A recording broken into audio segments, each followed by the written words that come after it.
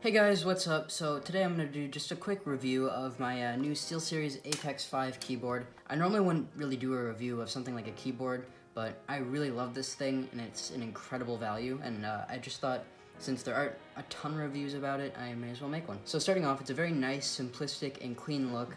It has a metal frame. I believe it's actually an aircraft grade aluminum, which is pretty much just a marketing term.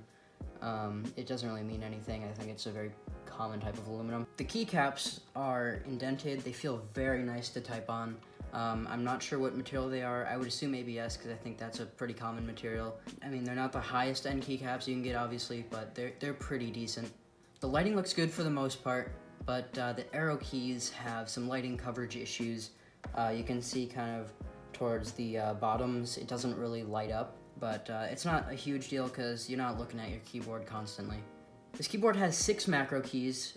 They are in the place of the insert, home, page up, delete, and page down keys, and it has on-the-fly macro recording. Sadly, there's no USB pass-through on this keyboard, but it's not really a huge deal. It does have some nice media controls on it. There's a little metal knob you can turn and click to mute and adjust your volume, and there's a little button below it that you can use to pause and play.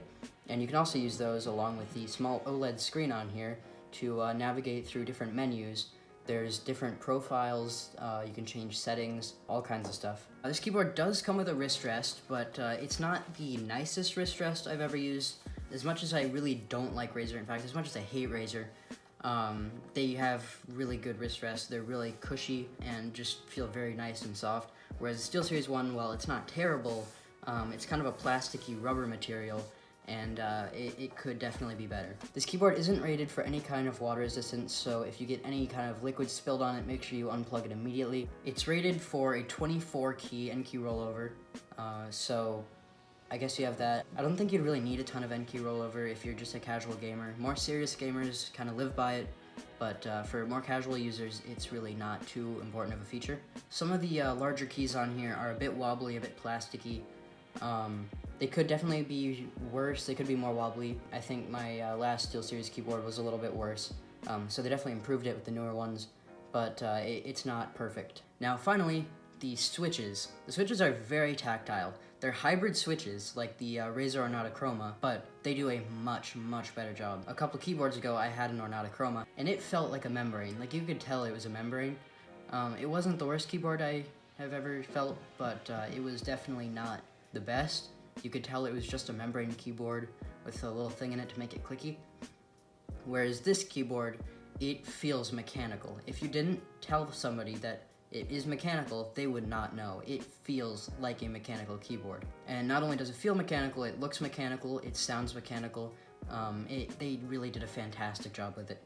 So in conclusion, this is a great keyboard. It is a great value, and I would highly recommend it. It has great switches that feel very mechanical, even though they're hybrid, an aluminum frame, a little OLED screen with media controls, along with 6 macros and on-the-fly macro recording, and 24 key N key rollover.